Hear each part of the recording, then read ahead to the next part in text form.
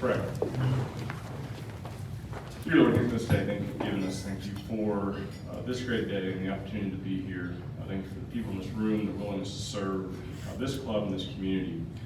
I just pray that all that we do will glorify you, and just pray that you'll continue to guide us, direct us, and use our resources to glorify you in this community. Just pray that the food today, bless the food and nourishment by. Please watch over those that protect us home and away, first responders, and be with them. Thanks again for this great morning, people in this room, and this great community. Hear and pray. Amen. Join me in the pledge. Pledge allegiance to the flag of the United States of America, and to the republic for which it stands, one nation under God, indivisible, with liberty and justice for all. All right, we see any guests this morning? Yes, sir. Gil Cirillis lives in the Royal Highlands area with me. He's actually been in Lake Highlands for about 7 years, but over in that area for about 10 months. Lives with his wife Joanna and 2 kids, a 3-year-old and an 8-month-old.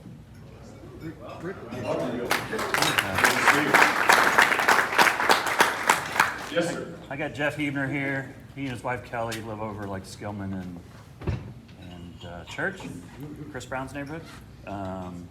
He's in the healthcare business and IT. He has a daughter, Gail and I ages, Jenny, who's a junior at University of Houston, right? Absolutely.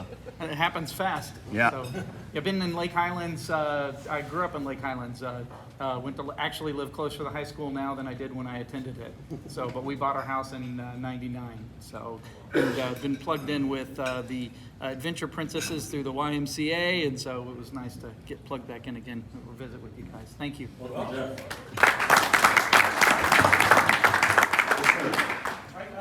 Chris Perry's his sister who lives in Denver. His wife is in one of our women's city clubs. He has a 3-year-old daughter. Their wife members. Oh, okay.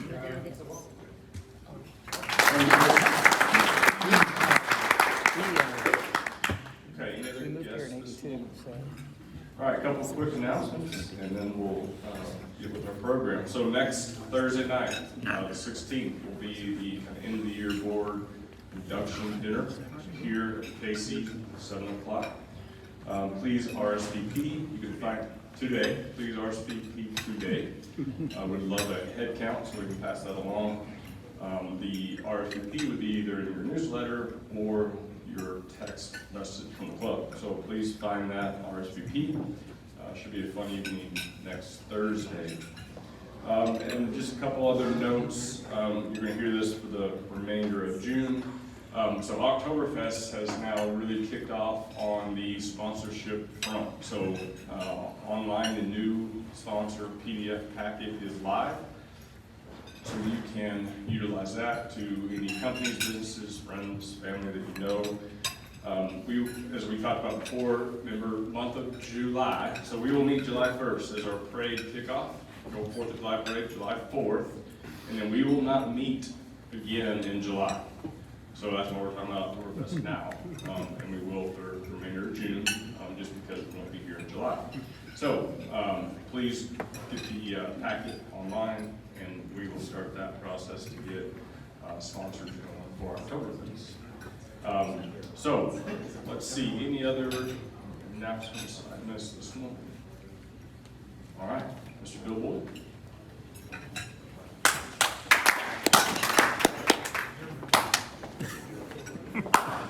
Good morning, Lake Highlands. Appreciate that. All right, so our guest this morning was originally going to be with us back in January, but then Snowmageddon 2.0 happened and was graciously rescheduled with us now. So Karissa Condoianis? All right, got it. So our Karissa from the State Fair. Currently serves as Senior Vice President of Public Relations for the State Fair of Texas, where she oversees all media relations, outreach functions, including development, planning, and strategic outreach for all public relations efforts and community initiatives. Before joining the fair, Karissa was a senior marketing major for Beauty Control, which is a subsidiary of Tupperware Brands, a marketing and PR manager for Highland Capital Management, and has worked at numerous broadcasting outlets, including Fox Sports Southwest, ABC Sports, ESPN, and News 9 in Oklahoma. She is a graduate from, and Robert wanted me to make sure to note this, national champions in softball, OU. Is passionate about giving back to her community. She's Texas-born and bred and enjoys life with her husband Danny and their kids in Las Vegas. So without further ado, Karissa.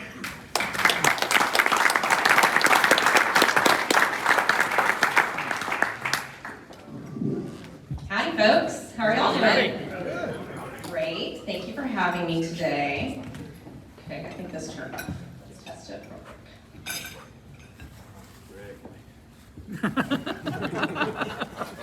Maybe. I'm not pushing the button. I was told not to push. Restart. Oh, there we go. Beautiful. Thank you. Thanks. All right, hi. As mentioned, I'm Karissa. Thank you. I'm Karissa Condoianis with the State Fair of Texas. I'm coming up on my 9th State Fair, but growing up in Dallas, I went to the State Fair all my life, so it's kind of surreal to get to work there now and be on the management team. We'll just get straight into it. So the mission of the State Fair of Texas is to celebrate all things Texan by promoting agriculture, education, and community involvement through quality entertainment in a family-friendly environment. That one took a while to memorize. That's our mission statement of the fair. It's hard to really sum up everything that the State Fair does and means to everybody in one sentence, but that's how we do it there. State Fair and Fair Park. There's a lot of confusion around the difference between the two. So I'm going to talk y'all through some of those details. Fair Park is a 277-acre park that is owned by the city of Dallas. It is currently operated by Fair Park First and their partner Spectra, which was just acquired by OVG 360. So they manage the day-to-day operation of Fair Park. We are tenants out at Fair Park. We lease the fairgrounds for the run of the fair as well as our office space year-round. We are completely self-supportive, and there are many tenants out there. Our current lease runs through 2037. If you're a history buff, you know that will be 1 year after the Texas Bicentennial. Our hope is to always be at Fair Park, but currently that is our contract with the city of Dallas. Our current rent is $1.55 million per year, and that increases over time. A lot happens at Fair Park. You know, you read about not much happens, but I can tell you from working out there, there is something always happening at Fair Park. You could have 50,000 people on one side of the fairgrounds and not even realize it if you're on the other side because it's so expansive. And then the fair, we reimburse the city 100% for all of our DPD security that we utilize leading up to and during the fair. And all of our employees are paid the living wage by the MIT Living Wage Index. We actually increased, since last year, it will be nearly 19% our starting wage for the fair this year. We just announced that this week. All right, so we have a great relationship with the new manager out at Fair Park, which is really exciting. There's a lot of opportunity, a lot of incredible things I'm sure you're seeing in the news. The new community park that they're working on one side of the fairgrounds over by the Dos Equis Pavilion, which I will always call Starplex. And then they are doing a lot to program the park as well as secure year-round tenants out at Fair Park. The Dallas Sports Commission just moved in to the Natural History Museum at Fair Park, and that is where their home base will be. And then they're looking at creating a visitor's center in that same building when people come out to Fair Park to be able to ask questions and things like that. So let's talk about our friendly 55-foot cowboy Big Tex. He started, before he was Big Tex, as Santa Claus in Kearns, Texas, back in 1950. He was utilized to help draw people to a Christmas bazaar, Christmas activities in Kearns, Texas. And then he was purchased by the State Fair of Texas for a whopping $750 back then. And he was turned into our friendly, kind of looking cowboy. He made his debut at the fair in 1952. He had a wink that first year, and eventually was fixed to have both eyes open. October 18th, 2012 is a memorable day because it's the day before this happened. Oh, yeah.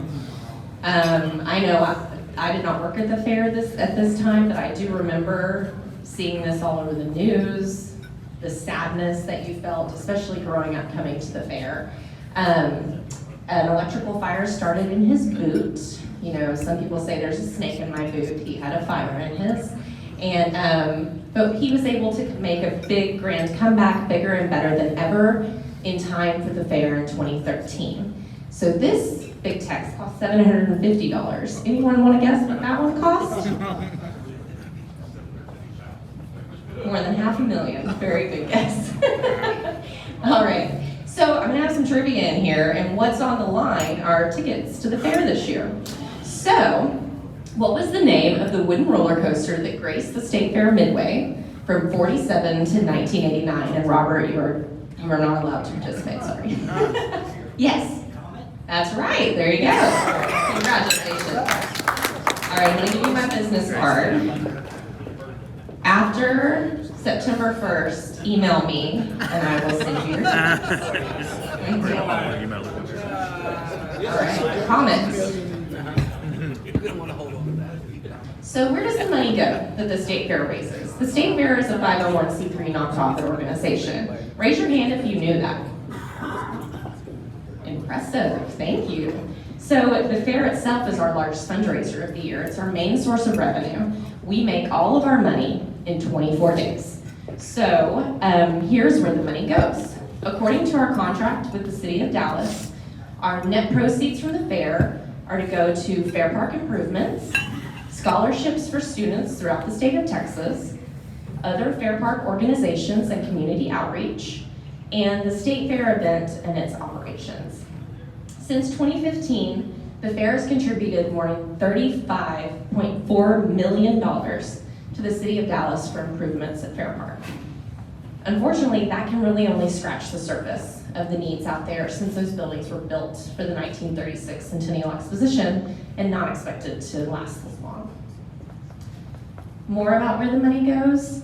As you can see, Fair Park is a significant place where our money goes right now. We do have our community affairs initiatives that we have, capital projects for the fair, so we always need to be improving to make sure that we're making something that people want to come and enjoy, and then scholarships and other Fair Park organizations. Approximately 7,000 people are employed through the State Fair of Texas, whether it be by us. We have about 2,200 to 2,500 on our payroll alone during fair season. And then the rest of that 7,000 is made up by all of our vendors that are around the fairgrounds. So think our concessionaires, our commercial exhibitors, auto show, all of our clean team, anyone working out at the fairgrounds. It's estimated that 22.8% of fairgoers are from the 13-county DFW area, and that they spend an estimated $59 million outside the park in the area. It's estimated that the fair has an economic impact to North Texas of nearly $500 million a year. So that's pretty significant. And that's not even including the economic impact of our Texas Auto Show. So when you come out or somebody comes out and looks at an auto and is shopping without the pressure of going to a dealership, how that could turn into a sell at a dealership locally. None of that is able to be tracked right now. So, not that I really want to look back to 2020, but we obviously had to make the difficult decision to cancel the State Fair of Texas that year. That was the first time since World War II that we have had to cancel the State Fair of Texas. So at that time, the team really got busy figuring out what could we do to keep the State Fair spirit alive, because we felt that people really needed that at that time. I know I needed it, we all needed it at the fair. And also to make sure that we kept our staff busy and we gave a reason to keep everybody on board and keep raising money for all of our nonprofit initiatives. So we continue to hold our auction. We created a lot of online opportunities. So we created cooking classes with some of our top concessionaires so you could try to create fair food at home. All of that is still out there online at bigtex.com. And then we did host an event called the Big Tex Fair Food Drive-Thru. Now, we weren't looking to make money off this event. That's good we weren't, because we didn't. But it was great because we had 23,000 cars come through, and it was, something where people could safely drive through the fairgrounds. We created a fun experience. I'm not sure if any of y'all made it out to it, but you could go through and get some of your favorite fair foods from Fletcher's Corny Dogs, cotton candy, fried Oreos, even play a Midway game from the comfort of your car. So lots of exciting things there, and we still were able to raise more than $1 million for the youth livestock auction, and we also partnered with the Heart of Texas Rodeo down in Waco because they weren't having as big of an outbreak down there. So we were able to help support more kids by partnering with them and hosting a joint livestock show as well. More trivia. It returned in 2021. The State Fair hosted the original national finals of which sport in 1959? Football. Good try though. Next. Rodeo. Yes, who said that? All right. Winner, winner, chicken dinner. Fried chicken dinner. Of course, that's okay. All right, so the National Finals Rodeo was hosted in 1959. And just email me September 1. Okay. Hosted in 1959, we brought it back to the fair last year, and it's been, I'm telling y'all a secret because we haven't announced attractions yet, but it was such a hit last year, it will be coming back to the fair again this year. What's great is it's free with your admission, so you come and y'all can take in some rodeo at the fair in the Fair Park Coliseum. This is actually the Fair Park Coliseum, and back in 1959. So we have a big focus. When Mitchell Gleber, I know he's come and spoken with y'all before, when he became president in 2014, he really wanted us to put a greater focus on Texas and what we coined Texification of the fair. So it's reflected in our themes that we have, our on-grounds decor. If you think back 10 years ago, it's changed a lot. And there's a lot of Texas theming where going down Nimitz, you have all of the Texas flags that run above your head, things like that. Leveraging Big Tex, we created a walk-around mascot. Like, his name was Little Big Tex. Think Mickey when you go to Disney. Sorry, I had COVID recently, and if I get a little winded, it's just because of that. Building agriculture, education, and community programs as our foundation in everything we do. And then educating the public that the fair is a nonprofit doing great work and making sure that people know that our goal is to be a great community partner. So again, it's about the 3 pillars of our mission: agriculture, education, and community. The auction, more than 3,000 kids compete and show animals during our auction and all of our competitions during the fair. Our livestock scholarship recipients consist of 4-H, FFA, and FCCLA members throughout the state of Texas. And we have fundraising events throughout the year. Robert and I are headed to the Big Tex Golf Classic right after this, which is one of our big fundraisers that we hold. We also have a clay shoot that happens in the spring. And then if you're interested, talk to Robert about the Big Tex Champion Club dinner that is coming up a little closer to the fair. We have, obviously a big focus on agriculture and educating our fairgoers about agriculture. These are just a few of the things that you can learn about as you walk around the fairgrounds. Our newest addition is the livestock birthing barn. If y'all been out there, you can see a calf born, you can see chicks born, a goat, anything like that, all during the run of the fair. Obviously, we can't time it, just kind of happens, but we end up having a lot of births that happen in the livestock barn during the fair. This is one of my favorite projects. It's something that we launched, I remember, on April 1st, 2016. All of our staff out next to our admin building, across from the Cotton Bowl at Fair Park, planting seeds in a raised flower beds, just outside on an empty, parking lot. And that's how it started. This is where we are now. This is Big Tex Urban Farms. It's located in our greenhouse on the Midway. You can actually tour it during the fair. Drew Dimler, who helps lead this effort, actually lives in Lake Highlands. And we grow all this fresh produce through a hydroponic system, and we donate all of it into South Dallas to help feed families in need. I'm sure that you've read and heard about South Dallas being a food desert, them not having access to fresh produce, not really access to the nice grocery stores like we do. And so this is a way by us taking our knowledge and experience in agriculture and benefiting the community. We are close to reaching 1 million servings donated. We hope to reach that this summer. So, and that's just since we started in 2016. Scholarships. This started in 1992. We have awarded more than $15 million in college scholarships. We just awarded $1.2 million last month to scholars in 60 ISD high schools around Fair Park, which include Woodrow Wilson, Roosevelt High School, Irma Lerner Ring Hill, Women's Leadership School, Lincoln, Madison, and I think I'm missing one, but in North Dallas. So all of those students locally can apply for a state fair scholarship, but also all of our youth livestock kids that participate in the fair can apply for a scholarship as well. And then we added a seasonal employee scholarship because we have so many people that return every year. So if you've been a seasonal employee with us for 3 years, you can then apply if you want to go back to school or if you have a dependent that wants to go to school, they are eligible. So our Community Affairs Department, we added community involvement again to our mission statement when Mitchell became president in 2014. We went on the hunt to find the right person to help lead this initiative, and that started in 2016. Really, our priority is to build relationships with the South Dallas Fair Park, our South Dallas Fair Park neighbors.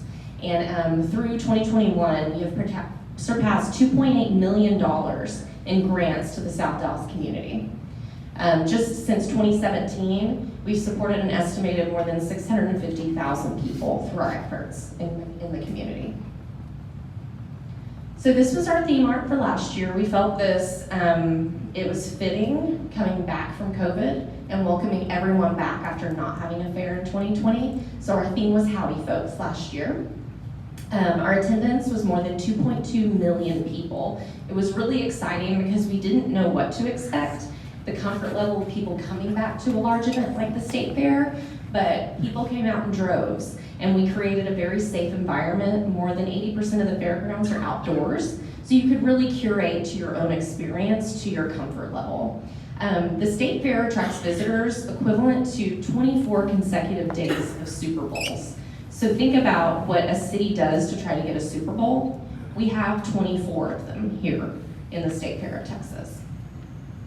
Our goal is to have something for everyone at the State Fair of Texas, whether it's football, the Texas Auto Show, shopping, live music, shows. We really want to have something for everyone from all walks of life. I mentioned earlier about the return of rodeo. It was such a success, as I mentioned, it'll be back this year. And the national finals for UPRA will be at the fair. These are just some fun stats from the fair last year. You can see like our grand champion steer sold for $126,000. For your awareness, the student gets a portion of that, and then the rest of it goes into our scholarship program to help fund more scholarships. We had 1.7 million raised through our auction last year. We honored 8 individuals at our Juanita Craft Humanitarian Awards. A few more, like I mentioned, the animal births, we had 54 animals born in the livestock birthing barn last year. And in case you were wondering, 80,000 pounds of pure cane sugar was used to make State Fair cotton candy. These were our foods last year. Unfortunately, I don't have ones to show you yet this year, but we will be announcing the finalists in the Big Tex Choice Awards around mid-August, so stay tuned there. But I can tell you the deep fried seafood gumbo balls that won last year, there's a reason they won. They were amazing. It's always about coming up with new and creative things. Our concessionaires continue to amaze me. I've seen the list of what they've entered this year in the Big Tex Choice Awards, and their creativity is endless. Last year, if you noticed, when you came to the fair, we did make a coupon system change. We used to be a 50-cent coupon, and now it's just the amount changed to $1. It didn't change from like it costing more. It's just that for us, for processing the coupons on the back end, it helped create some efficiencies there, and we honored all of our 50-cent coupons at $1. So if you've been holding on to old coupons, bring them again this year, because you just doubled your money. And during inflation, that feels good, doesn't it? So media coverage, this is my wheelhouse. So my job is to get as much positive media coverage for the fair as possible. You can see throughout the world where we are talked about, and therefore bringing a spotlight to Dallas and hopefully tourism to Dallas. We actually had 2 national shows filmed at the State Fair of Texas last year. They both aired since. Deep Fried Dynasty is a show based completely on the concessionaires at the State Fair of Texas. So they were spotlighted and all the behind the scenes. There were camera crews in their booths following them around. It was very stressful for me. But it all turned out great. It's like a big hug to the State Fair of Texas, and it really helps showcase what it takes to be a vendor at the fair or any fair or large event. And then Carnival Eats has been on for several seasons. They came out and that started airing Sunday, and we're gonna be in a few more episodes over the coming months on the Cooking Channel. College football, one of my favorite things, Boomer Sooner. We have the State Fair Classic, which has been played in Dallas since 1925. That plays opening weekend at the State Fair. It's Grambling State versus Prairie View. And then of course the AT&T Red River Showdown, which was held Saturday, October 9th last year. It's been played at the fair since 1929. We had College Game Day come out and be at the fair last year. That's actually a picture of their setup from front of the Cotton Bowl, and that actually was created exposure for the fair to 1.8 million viewers. More trivia. Which famous cowboy and his trusty horse, Topper, entertained a huge Cotton Bowl crowd in 1952? Yes, sir, that's right. Hopalong Cassidy. You know Elvis has also performed at the Cotton Bowl, right? I heard he left the building. So this is our theme art for this year. Our theme is Treats of Texas. So it's really all about the food. You know, one of the top reasons people come to the State Fair of Texas is the food. And so we're really gonna be showcasing that this year. It's a really fun artwork. We're actually creating stickers of some of these stickers that you see on the artwork. So it's just a lot of fun, great energy. We just recently announced all the live music for the fair this year.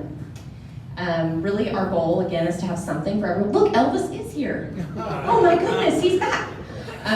So Craig Parker will be performing as Elvis, of course. But we have Trace Atkins, who's opening up the fair on opening night.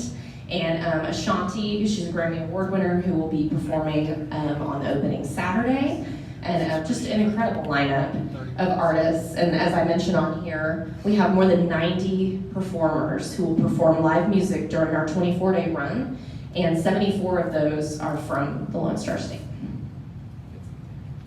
That's it for me. This year's fair is September 30th through October 23rd. I hope that y'all will make some time to please come out, help support our community by participating in the fair and having a great time, creating great memories with your family, and ultimately knowing by you coming out and enjoying the fair, you're helping us give back to the community. Any questions? How does that guy do it? He's only half a man, so it's very tricky. So on the livestock stuff, you have FFA, 4-H, and then FCCLA. What is that one? I haven't heard of that one. It's similar to the to 4-H and FFA, but it's another organization that students can participate in the livestock arena. Yes, sir. Just real man, the parking this year, I know they've been redoing some of the lots. Everybody knows you don't park outside the fairgrounds. So, is there gonna be ample parking? Yes, sir. Yes, sir. They are planning to start on the new parking garage and all the community park, which will impact that until I believe 23. So for now, parking is the same for the fair. I do highly recommend that you park in official state fair lots. But yes, that will make an impact. Their goal at OVG 360 and Fair Park First is to match the amount of parking spots we're losing in this new garage. And I know they just unveiled what the new garage is going to look like. It's stunning. I've never seen a parking garage like this before, where it's almost built in and a piece of art. So it should be replaced. It will just be in a garage moving forward as opposed to a parking lot. What's typically the biggest attendance day there? Is it opening day? Texas OU and closing day would be my top two. Texas OU, we can have upwards of 200,000 people that day.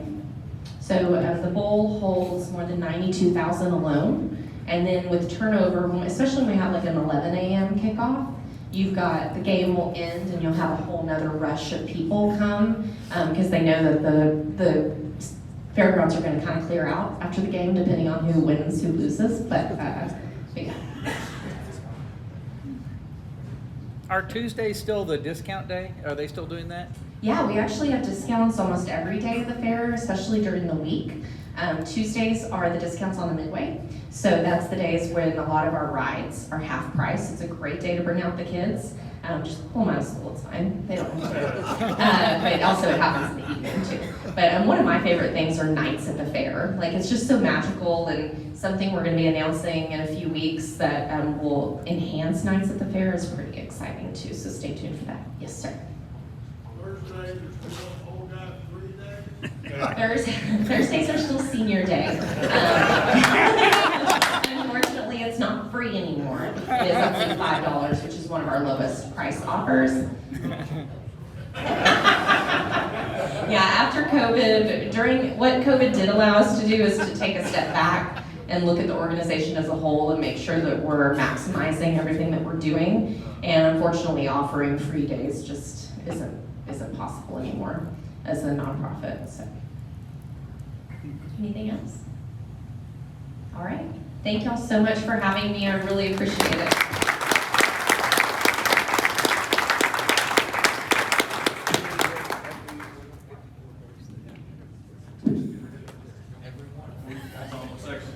So,